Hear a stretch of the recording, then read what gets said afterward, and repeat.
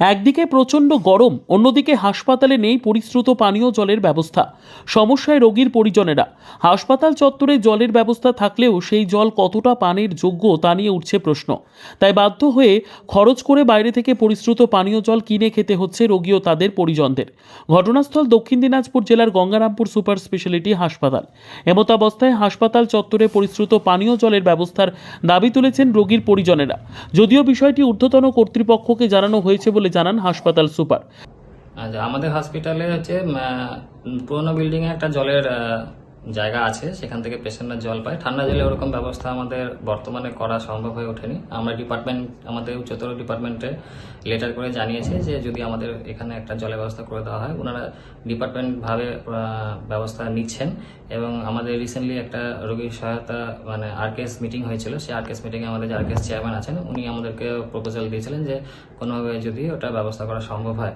তো আমরা এই বিষয়ে আরকেএস চেয়ারম্যানের সাথে কথাবার্তা বলে আমাদের উচ্চতর অথরিটিকে একটা চিঠি করেছিলাম যে যদি আমাদের লোকাল ভাবে কোনো একটা কিছু অ্যারেঞ্জমেন্ট করা যায়। তো সেই হিসেবে আমরা জানতে পেরেছিলাম যে হয়তো আমাদের কিছু একটা লোকালি ব্যবস্থা হয়ে যাবে।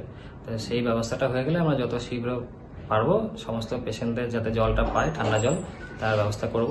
এমনি আমরা পেশেন্টের জন্য বিভিন্ন জায়গায় আমাদের হসপিটালে অ্যাকোয়াগার্ড বসানো আছে এবং কিছু কিছু ওয়ার্ডে যেখানে জলের ডাইরেক্ট কানেকশন নেই সেখানে আমাদের জলের বিভিন্ন রকমের ড্রাম এগুলো প্রোভাইড করা আছে, যাতে পেশেন্টরা বা রোগীর বাড়ির লোকেরা যদি জল সেখান থেকে ব্যবহার করতে পারে।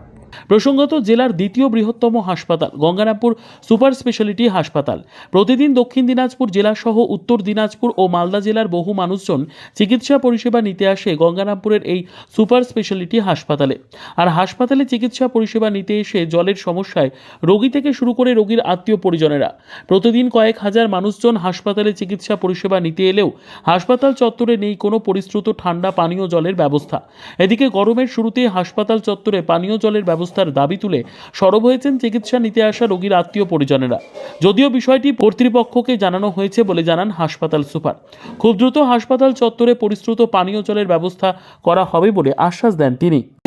আমি হাসপাতালে জলের কি পরিস্থিতি এই মুহূর্তে? জলের পরিস্থিতি খুব ভালো না, খাওয়ার জল কোনো মতো পাওয়া যাচ্ছে, তবে একটু ঠান্ডা জল হলে ভালো হতো, পরিষ্কার করেছে। কোথা থেকে এসেছেন? আমরা আসছি মনোহরিতে, তপন থানা। ঠান্ডা পানীয় জলে বসতে কি সুবিধা হতে পারে আপনাদের? এখন গরমকাল, পানীয় জল আর সবার পক্ষে তো জল কিনে খাওয়া সম্ভব না, আমরা গরিব মানুষ। আপনার নাম? গৌতম মণ্ডল। ব্যুরো রিপোর্ট, উত্তর বাংলা সংবাদ।